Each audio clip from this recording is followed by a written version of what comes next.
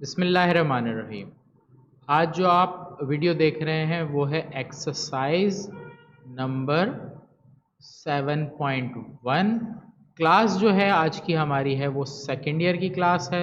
Second year की जो हमारी न्यू बुक 2023 ईयर में आई है उस बुक की एक्सरसाइज 7.1 उसके सॉल्यूशन को हम यहाँ पर आज चेक कर रहे हैं। तो इस एक्सरसाइज को इंशाल्लाह कंप्लीट करना है मुझे, लेकिन मैंने आपको बताया था कि मैंने इसको 5 पार्ट के अंदर डिवाइड किया है, सॉरी 5 नहीं 6 पार्ट के अंदर डिवाइड किया है, जिसमें से पार्ट 1, पार्ट 2, पार्ट 3 की वीडियो मैं अपलोड कर चुका हूँ। ये मेरी जो वीडियो अपलोड होगी वो इंशाल्लाह पार्ट नंबर 4 की होगी। सही, इंशाल्लाह ये पार्ट नंबर 4 के अंदर आपको question number 8, question number 9 and question number 10 आपको नजर आएगा। तो ये आपको 3 क्वेश्चन नजर आएंगे किस पार्ट के अंदर, इस एक्सरसाइज के अंदर। सही है, तो ये आपकी एक्सरसाइज है। इंशाल्लाह हम इस एक्सरसाइज के तीनों क्वेश्चन को प्रॉपर्ली करेंगे और तीनों इंपॉर्टेंट क्वेश्चन में से तो अच्छे से वीडियो जरूर देखना। थोड़ा सा ये सवाल लेंदी है और ट्रिकी है, देखो इजी मेथड से कराने की कोशिश करूंगा। सेकेंड ईयर में याद रखना, देखो आपके पास जितने भी क्वेश्चन आएंगे उसमें आपको हर क्वेश्चन एक दूसरे से अलग नजर आएगा। मैंने जितने भी क्वेश्चन पीछे करा है, आपको अभी जो क्वेश्चन कराऊंगा वो पिछले क्वेश्चन से थोड़ा सा अलग है, तो लाजमी हर क्वेश्चन को करना ज़रूरी है। पहले की बुक थी उसमें भी यही था, अभी की बुक है उसमें भी यही है। सही है, तो क्वेश्चन नंबर 8 पर आ जाते हैं। क्वेश्चन नंबर 8 के लिए हमें देखो पी क्या सेट दिया, पी दिया हुआ है -2, फिर आपको क्यू गिवन है 2, -1, फिर आर गिवन है -1, आर द गिवन पॉइंट आपने लिख दिए, are the given mid point, are the mid point of the triangle, तो यहाँ are the mid point of triangle. तो अब बहुत सारे ऐसे सवाल सेकेंड ईयर के आएंगे जहां आपको फिगर बनाना कंपलसरी है, तो आप पेंसिल स्केल से अपने पास एक फिगर बनाओगे। मैं फिगर को थोड़ा सा और बड़ा करके आपको बना के दे रहा हूँ कि आपको समझ आता है। तो यहाँ साइड में कॉपी के आप अपने साइड में ना यहाँ पर फिगर जरूर बनाओगे, जो भी आपके रजिस्टर वगैरह जहाँ पर भी आप काम करो। मैंने ट्राइंगल लिया, ट्राइंगल को नाम नहीं दिया तो आपने अपनी मर्जी से ट्राइंगल को ले दिया। देखो मैंने ए बी सी 3 पॉइंट में आपको नाम देना है ए बी सी। अब आपकी मर्जी, आप ए कहाँ दो, बी कहाँ दो, सी कहाँ दो, इसमें आपको कोई मसला नहीं होगा। उसके बाद भी पॉइंट देने में आपकी मर्जी, आप कहीं पे भी दे सकते हो। आपको 3 पॉइंट बोल रहा है, मिड पॉइंट है ना, देखो बिल्कुल सेंटर में अंदाजे से लेना है। सही है, बिल्कुल मेजरमेंट करने की कोई जरूरत। 3 जगह मैंने पॉइंट लिए, एक जगह मैं पी नाम दे देता हूँ, एक जगह मैं क्यू नाम दे देता हूँ और एक को आर दे देता हूँ। अब मुझे सवाल में दिया हुआ है P -2, मैंने लिख दिया। R मुझे दिया हुआ है 2, -1, वो भी मैंने लिख दिया। उसके बाद मुझे क्या दिया हुआ है, Q दिया हुआ है। यहाँ पर मैंने R की वैल्यू गलत लिख दी, R की वैल्यू क्या है -1, 4। फिर फिगर में मेरे पास Q की वैल्यू है, Q की वैल्यू 2, 1। तो जिस भी सवाल में मिड पॉइंट्स देता है, साइड्स नहीं देता, तो आपने साइड्स को अपने पास से सपोज करना है। अब देखो साइड्स को क्या सपोज करोगे, A, B। ए सेट के लिए ए बी लिया, बी सेट के लिए आप सी डी ले लो, ई सेट के लिए क्या ले लो, डी के बाद ई एफ आता है, तो अल्फाबेट ले लो। सही, मुश्किल करना हो तो मैं A1 A2 दे, वो थोड़ी कंफ्यूजन करता है, इस वजह से मैंने इजी के लिए आपको नाम दे दिया। देखो फिगर बड़ी बनेगी तो साफ सुथरा काम होगा, फिगर अगर बड़ी नहीं बनाओगे तो काम आपका साफ सुथरा नहीं होगा। फिगर बना ली, फिगर बनाने के बाद ये सारा काम का कुछ भी नहीं है, मैं ये सारा मिटा रहा हूँ साइड का जितना भी है।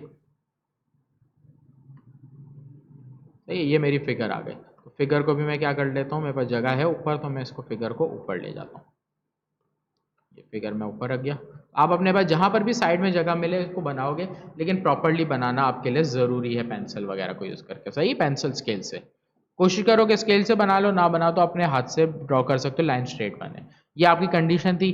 अब आपको जैसे बोला गया और जैसा अब आपने फिगर लेना, अब इस फिगर के अकॉर्डिंग, ये फिगर है इसी के अकॉर्डिंग सारी चीज़ें आएगी। देखो क्या, अब अगर P देखो तो किस किस के साथ आ रहा है, A और C के साथ। आप यहाँ लिखोगे P be the mid point of AC। सही है, फिर इसी तरह Q के लिए लिखो तो Q किसका मिड पॉइंट नजर आ रहा है आपको फिगर से, जिसका नजर आ रहा है आप वो लिखोगे। सही है, Q आपको मिड पॉइंट नजर आ रहा है AB का, तो Q is the mid point of AB। फिर Q के बाद R be the mid point of, किसका मिड पॉइंट है R देखो किसके बीच में आ रहा है, C और B पॉइंट के, तो BC लिखो या CB लिखो, बात एक ही रहेगी। तो ये आपने लिख लिया। उसके बाद अब आपने मिड पॉइंट की कंडीशन दी गई है, सवाल में आपको खुद समझना है फॉर्मूला कौन सा लगेगा, सवाल की कंडीशन से डिपेंड करेगा फॉर्मूला। सही है, यहाँ पर कंडीशन मिड पॉइंट की है, इसलिए मिड पॉइंट का फॉर्मूला होता है x, y x1 + x2/2, y1 plus y2 upon 2, ये आपके पास क्या है फॉर्मूला आ गया। फिर आप वैल्यूज रखोगे बारी बारी, पहले p फिर q फिर r। जो मिड पॉइंट है वो यहाँ आता है, हमेशा याद रखना मिड पॉइंट की वैल्यू यहाँ पर आती है, सही है, बाकी वैल्यूज यहाँ पर आएगी। तो मैं मिड पॉइंट, हमें p दिया हुआ है, p की वैल्यू क्या है मेरे पास, फिगर से देखो ऊपर से देखो जहाँ से आपकी मर्जी, -2, 2। पी किसका मिड पॉइंट है वो कोऑर्डिनेट ही आएंगे, देखो ये वाला हमारे x1, अगर आप लिखना चाहो तो लिख सकते हो और डायरेक्ट भी कर सकते हो, जैसे यहाँ फिगर से देखो ये x1 ये x2 ये y1 ये y2, आसानी के लिए मैं लिख देता हूँ। ए पॉइंट आप यूज़ कर रहे हो और कौन सा पॉइंट यूज़ करो, सी पॉइंट यूज़ करो, ई कॉमा एफ। ये x1 ये y1 ये x2 और ये y2, वैल्यूज रखूंगा, देखो x1 हमारे पास a प्लस x2 हमारे पास e अपॉन 2, फिर comma y1 plus y2, y1 की value b plus f divided by 2, ये आ गया हमारे पास। आगे सॉल्यूशन देखते हैं, यहाँ पर -2 तो ये लिखा -2, आगे क्या है a प्लस e अपॉन 2, यहाँ पर क्या है 2 is equal to b plus f upon 2। Solution करेंगे जितना हो सकता है, तो 2 वहाँ चला गया, -2 2 ज़ा 4 is equal to a plus e। यहाँ पर करूँ 2 2 ज़ा 4 is equal to b plus f। ना यहाँ कुछ सॉल्व हो रहा है ना यहाँ कुछ सॉल्व हो रहा है, तो आपने इसको यहीं तक रोका, इसको भी यहीं तक रोका, इक्वेशनों को आपने नाम दिया, इसको नाम दिया मैंने 1 का, इसको नाम दिया इक्वेशन नंबर 2 का, सही, मर्जी आप जो नाम देना चाहो। बिल्कुल इसी पैटर्न से आपने Q को सॉल्व करना है। Q आपका मिड पॉइंट है, Q पॉइंट आपने फिगर से देख लिया 2 1 था, आपने लिख दिया 2 -1। अब Q किन पॉइंट्स में आ रहा है आपके पास, फिगर में देखो A और B के बारे में बीच में आ रहा है, तो ये x1 हो गया, ये x2 हो गया, ये y1 है, ये y2, तो x1 आपके पास A, x2 आपके पास C अपॉन 2, फिर y1 आपके पास देखो क्या आ रहा है b प्लस d अपॉन 2, तो मैंने y1 प्लस y2 की वैल्यू लिख दी अपॉन 2, ये हो गया। यहाँ पर भी कंपेयरिंग करेंगे, देखो कॉमा से पहले वाली वैल्यू कॉमा से, 2 is equal to a plus c upon 2, -1 is equal to b plus d upon 2, solve करेंगे तो 4 is equal to a plus c, -2 is equal to b plus d, ये आपके पास एक आ गया और ये आपके पास दूसरी एक और आ गई।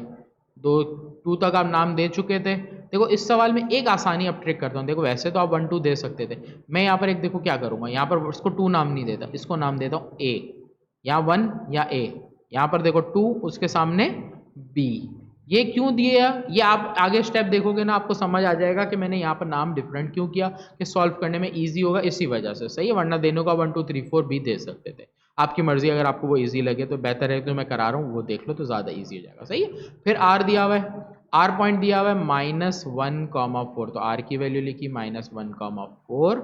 अच्छा फिर आपके पास R1 किसके मिड पॉइंट में आ रहा है, फिगर से देख लोगे, सही, फिगर देखो इसलिए जरूरी, अगर मैं फिगर नहीं बनाता तो आपको यहाँ से वैल्यू को समझ नहीं आता R किसका मिड पॉइंट है, सिर्फ वर्डिंग से नहीं, फिगर इसलिए जरूरी। देखो R क्या आ रहा है, C प्लस E और D प्लस F, तो यहाँ पर आ जाएगा C plus D, C plus E upon 2 और D प्लस F है, सही, देखो C प्लस E और D प्लस F, तो यहाँ पर लिख दूंगा D प्लस F,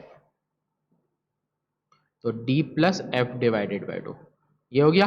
अब देखता हूँ इसमें सॉल्यूशन, ये भी कंपेयरिंग हो रही है, -1 कंपेयर हो जाएगा c प्लस ई से, तो ये c फिर प्लस ई अपॉन 2, फिर आगे comma d plus F, D की वैल्यू d प्लस ई 4 से कंपेयर होगा, तो 4 इज इक्वल टू, यहाँ कॉमा की जरूरत नहीं है, 4d plus F divided by 2, यहाँ पर 2 वहाँ हो जाएगा, यहाँ से मल्टीप्लाई में वहाँ चला जाएगा, तो -2 is equal to C plus E, 4 2 ज़ा 8 is equal to D plus F, ये आपके पास 2 आ गए, सही है। तो ये आपके पास इक्वेशन 2b थी, अब इसको आप नाम दोगे 3 और इसको नाम दोगे इक्वेशन नंबर c।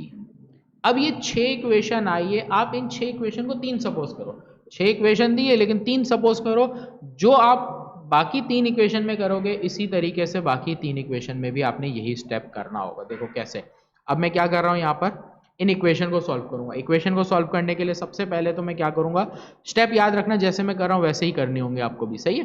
तो जैसे इक्वेशन 1 दी हुई है, ये इक्वेशन 2 दी है, अब मैं इक्वेशन 1 और इक्वेशन 2 को सब्ट्रैक्ट करूंगा, तो सबसे पहली चीज मैं कर रहा हूँ सब्ट्रैक्ट इक्वेशन 1 बाय 2। जो चीज मैं यहाँ सब्ट्रैक्ट इक्वेशन 1 बाय 2 में करूंगा, एज इट इज कंडीशन में लगाऊंगा सब्ट्रैक्ट इक्वेशन ए बाय बी, देखो आपको अब यहाँ आसानी समझ आ रही है, 1 के सामने ए, बी के सामने 2, तो ये चीज़ आपको सामने सामने ही चलानी है, अलग अलग नहीं करनी, सही है। तो जो चीज़ आप 1 2 में करोगे वो सामने ए बी में करोगे, तो आपके पास जैसे जैसे 1 2 से आंसर निकलेगा बिल्कुल same as it is A B का निकलेगा। इक्वेशन 1 मैंने लिखी, -4 is equal to A plus E लिख दी। फिर इक्वेशन नंबर 2 देखो क्या है, 4 is equal to A plus C. Subtract का मतलब होता है कॉपी की, आप एक लाइन छोड़ोगे उसके बाद एक लाइन लगाओगे, सब्ट्रैक्ट या एडिशन में जो लगती है। नीचे की वैल्यूज की साइन चेंज, प्लस में है माइनस में, प्लस में है ए माइनस में, ये प्लस में है ए माइनस में। फायदा ये हुआ कि प्लस ए माइनस ए कट गया, -4 एंड -4 हो गया -8। अब ए और सी अलग अलग है इसलिए एज इट इज लिखूंगा, ई लिखा प्लस में था, सी की साइन में नीचे वाली देखूंगा तो सी की मेरी जो साइन है वो माइनस है, तो ये मेरे पास आ गई इक्वेशन ई माइनस सी। इसको आप नाम दे दोगे इक्वेशन 3 तक हो चुकी थी इसलिए आप इसको नाम दोगे आप 4 का। ये चीज़ यहाँ की same pattern a equation A B के साथ करोगे। देखो इक्वेशन ए लिखी आपने 4 is equal to B plus F, फिर आपने इक्वेशन बी लिखी जो है -2 is equal to B plus D. Subtract करना है, एक लाइन छोड़ के लाइन लगाओगे, साइन चेंज, माइनस है तो प्लस, प्लस है तो माइनस, प्लस है तो माइनस। देखो 4 + 2 6 हो गया, बी से बी कट गया। सब्ट्रैक्ट करने में यही होगा कि एक वेरिएबल आपका कटेगा। अब देखो एफ फिर -डी, क्या नाम दोगे इक्वेशन, ए दी हुई है, बी दी हुई है, सी दी हुई है, तो ये आप कॉन्स्टेंटली लाइन से चल रहे हो तो डी नाम हो गया, सही है। तो इक्वेशन 4 आ गई, इक्वेशन डी आ गई। नेक्स्ट स्टेप आपने क्या करना है, इक्वेशन 4 जो आपकी आई हुई है वो, और इक्वेशन नंबर 3 आपकी जो बची है जिसको आपने अभी तक यूज नहीं किया, उस दोनों को आपने क्या कर देना, ऐड कर देना है। 4 3 को ऐड करोगे, इस साइड पे ऐड इक्वेशन 4 के साथ डी थी, देखो 4 के सामने डी थी, आपको समझ आ गई, 3 के सामने सी है इसलिए डी एंड सी। अब ऐड करते वक्त आपकी मर्जी, आप 4 इक्वेशन पहले लिखो या 3 लिखो, उससे फर्क नहीं पड़ रहा। मैं इक्वेशन 4 पहले लिख रहा हूँ, 8 ई माइनस सी ऊपर से लिखी। इक्वेशन 3 मैंने सवाल में सॉल्यूशन जहाँ किया वो देखूंगा 2, देखो -2 is equal to C plus E, ये हो गया। -8 और एडिशन में कोई साइन चेंज नहीं होती, ये हो गया -10। अब देखो प्लस सी माइनस सी कट गया, ई और ई प्लस ई हो गया 2e, सामने से सामने नंबर कटता है तो ये बचा -5। एक वैल्यू आपके पास निकल गई ई की, सेम एज इट इज सामने चलेंगे। यहाँ पर डी और सी को ऐड करना है, देखो इक्वेशन डी आपके ऊपर लिखी है 6 f माइनस डी, सी की वैल्यू आपने सवाल में जहाँ सॉल्व किया वहाँ देखोगे को सी 8, यहाँ पर हमारे 8 is equal to F plus D, D plus F plus D या डी प्लस एफ, वैसे बात एक ही है, जो लिखा है वो लिख दे रहे, डी प्लस एफ ऐड कर रहे हैं। 8 + 16 कितना होता है 14, प्लस का डी और माइनस का डी, प्लस डी और माइनस डी कट गया, एफ और एफ हो गया 2f, यहाँ पर भी देखो 2 7 14 हो गया, f की वैल्यू आ गई 7। अब फायदा ये हुआ कि e के सामने f आया, आपने ई एफ कोऑर्डिनेट फिगर में देख लो नाम क्या दिया हुआ है, फिगर दिखा रहा हूं मैं आपको, देखो ई एफ कोऑर्डिनेट किसका था, c का, तो हुआ ये कि आपके पास c कोऑर्डिनेट की वैल्यू आ गई जो क्या थी -5, 7, ट्राइंगल का एक पॉइंट आपने फाइंड किया, 2 पॉइंट बच गए, मेहनत एक ही में थी, एक फाइंड हो गया, अब बहुत आसानी से निकल जाएगा। अब वैल्यू सिर्फ पुट करनी, देखो आपके पास ई की वैल्यू है, अब इन इक्वेशन में देखो अगर आप यहाँ ई को पुट करो सी आ जाएगा, एफ पुट करो डी आ जाएगा, तो पुट ई किस में पुट कर रहा हूँ, इन इक्वेशन नंबर 3। तो इक्वेशन 3 मैंने ली -2 is equal to C plus E, E की वैल्यू मेरी क्या है, ई की वैल्यू है -5 लिख दी, -5 इधर आके +5, -2 + 5 इज इक्वल टू सी, सी की वैल्यू हो गई आपकी 3।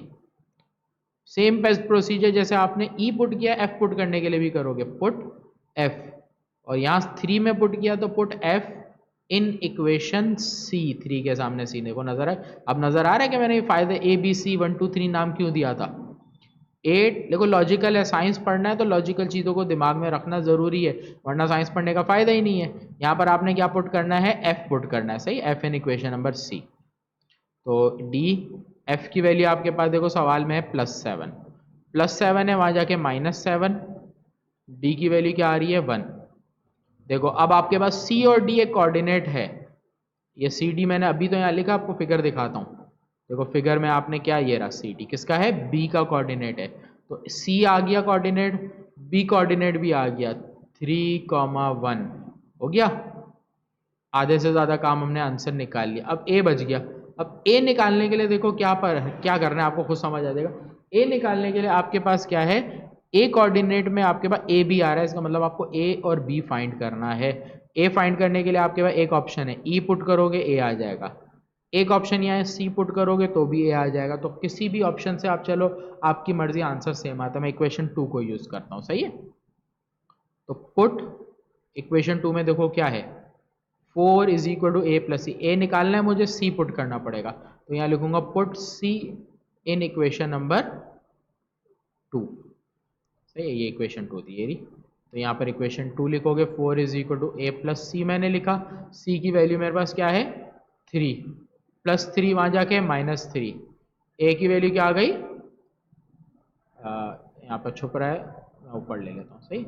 ए इज इक्वल टू 1 आ गया। फिर आगे आते हैं, वो चीज़ जो हमने यहाँ पर पुट सी करके की है, अब डी पुट करके होगी। सी पुट किया तो डी, पुट डी इन इक्वेशन नंबर 2 में पुट किया, इसका मतलब अब बी में पुट करना है, सही है। इक्वेशन बी आपके पास ये रही, -2 is equal to B plus D. D की वैल्यू पुट करनी है, क्या है डी की वैल्यू, ये रही। डी की वैल्यू यहाँ से देखो या यहाँ से देखो, क्या है 1, +1 वहाँ जाके -1, तो b इज इक्वल टू -3। सही है, बी की वैल्यू भी आ गई, ए की वैल्यू भी आ गई। तो इसका मतलब ए कोऑर्डिनेट आपका था a, बी, ए की वैल्यू 1, बी की वैल्यू -3। ये आपका ए भी आ गया, बी भी आ गया, सी भी आ गया। सारी चीज़ें निकालने के बाद आप एक हेडिंग डालोगे, रिजल्ट अपनी कॉपी में लास्ट में।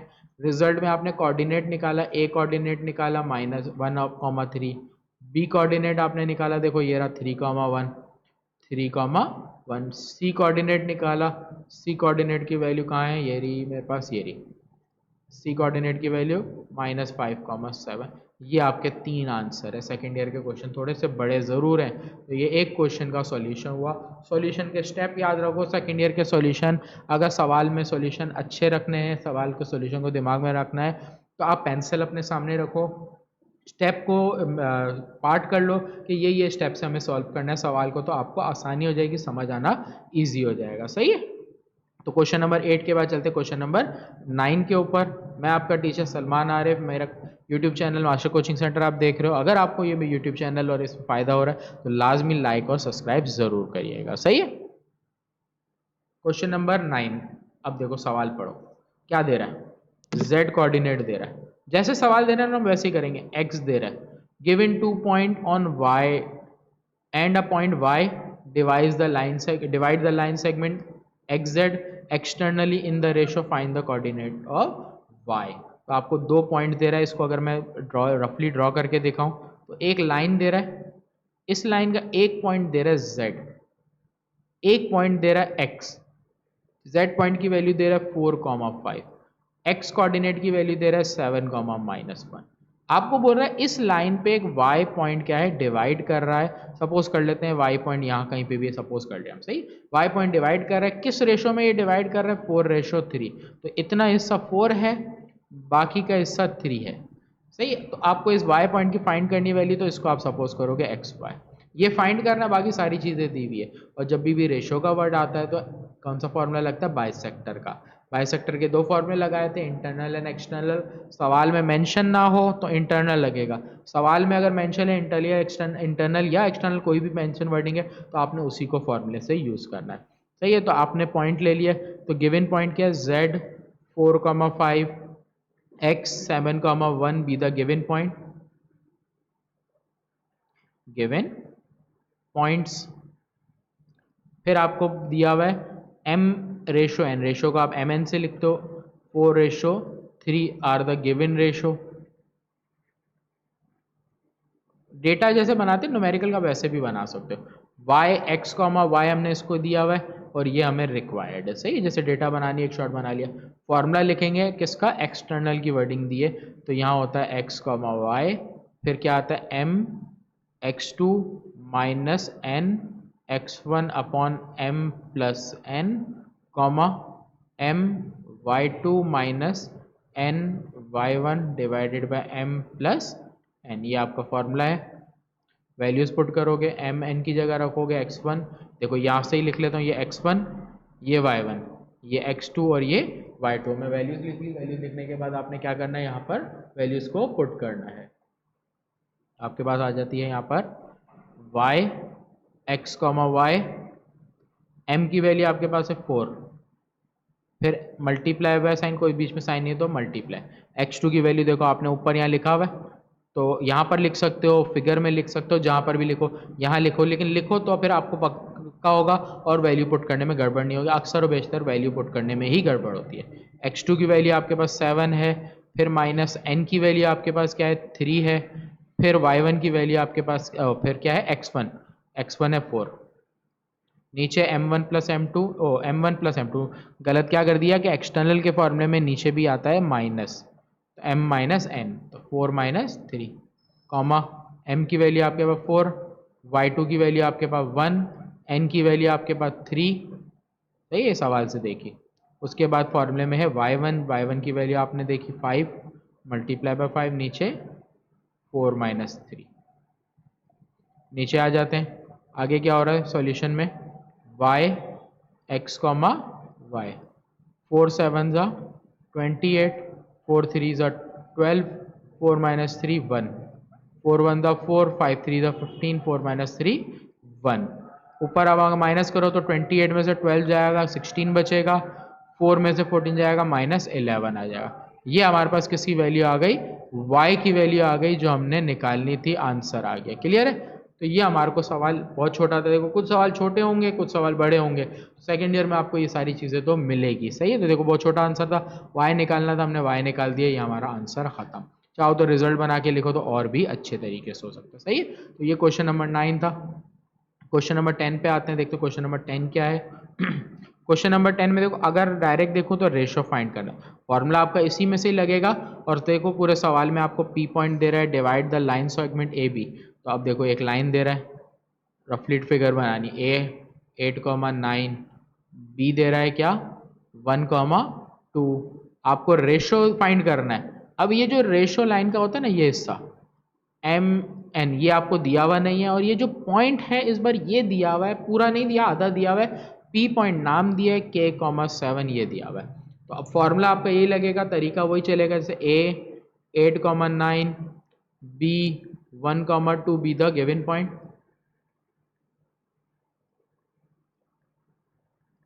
ये हो गया given point, P k,7, be the point of division, point of division, या जहाँ डिवाइड होता है उसको लिखते हैं डिवीजन। फिगर को सेपरेट कर देता हूँ। फिर उसके बाद रेशो एम रेशो एन नहीं दिया हुआ, क्वेश्चन मार्क। फॉर्मूले में अगर पूरे सवाल में देखो तो आपको कहीं वर्डिंग नहीं दी इंटरनल एक्सटर्नल, रेशो के वर्डिंग से पता चला कि फॉर्मूला बाइसेक्टर का लगेगा। वर्डिंग नहीं दी इंटरनल एक्सटर्नल की, तो आपको बता दिया है कि इंटरनल वाला फॉर्मूला यूज करना है, M x2 plus N x1 upon M plus N. आगे बढ़ जाते हैं, यहाँ पर कॉमा के बाद M y2 plus M y1 upon M plus N. सही है, वैल्यूज पुट करते हैं। अब जो पॉइंट ऑफ डिवीजन होता है वो यहाँ आता है, जो हमें P दिया हुआ है, जिसको आप लिखोगे k,7, और इम्पॉर्टेंट सवाल है ये एग्जामिनेशन पॉइंट से। सही है, इक्वल के बाद आ जाते हैं, m की वैल्यू आपके पास क्या है, m की वैल्यू देखो आपको सवाल में नहीं दी हुई, तो आपने यहाँ m लिख दिया। x2 की वैल्यू आपको दी हुई है यहाँ पर, देखो अब आप फिगर से लिखो, देखो पहला पॉइंट होता है वो x1, दूसरा y1, ये x2 और ये y2। देखो फिगर में लिखा, मैं फिगर सब उतारूंगा। x2 मेरे पास क्या है 1, कोई साइन नहीं है तो मल्टीप्लाई बाय 1, फिर प्लस n की वैल्यू आपकी क्या है मालूम नहीं है, फिर x1 की वैल्यू आपके पास क्या है, देखो ये रही x1 8। आपको जहां आसान लगे वहां आप लिखोगे m प्लस n, फिर m y2 की वैल्यू आपके पास क्या है 2, फिर m, अच्छा यहाँ पर मैंने एक गड़बड़ क्या होगा, n आएगा। सही, n की वैल्यू नहीं पता, फिर y1 है, y1 की वैल्यू आपके पास क्या है 9। सही, और y2 की वैल्यू आपके पास क्या है, ओ सॉरी y1 की वैल्यू 9 सही लिखी थी, m प्लस n, ये हो गया, वैल्यूज पुट हो गई। यहाँ पे देखो मैंने कोई साइन ना लगाए, उसका मतलब मल्टीप्लाई नहीं भी लगाते कोई फर्क नहीं है। थोड़ी सी सिंप्लीफिकेशन कर लेते हैं पहले, मल्टीप्लिकेशन करके m को 1 से करेंगे, m1 ज़ा n, 8 को n से करेंगे 8n, बीच में प्लस की साइन है, नीचे m प्लस n, और प्लस में जब भी हो इस तरह कोई भी वैल्यू नहीं कट सकती, याद रखना। तो ये 2m plus 9n m plus n। आगे आ जाते हैं, यहाँ पर है। अब यहाँ पर भी सॉल्यूशन नहीं हो रहा, यहाँ भी सॉल्यूशन नहीं हो रहा। जब सॉल्यूशन ना हो तो फिर आपने स्टेप जो करना है वो किसका करना है, कंपेयरिंग का। तो ये हो जाएगा k इज इक्वल टू, ये पहली वैल्यू को पहली से, कॉमा के बाद वाली वैल्यू को कॉमा के बाद वाली वैल्यू से कंपेयर करोगे। k is equal to m plus 8n upon m plus n। फिर आगे 7 is equal to 2m plus 9n upon m plus n। Comparing कर लिया आपने। अब सॉल्व करने का समझ लो।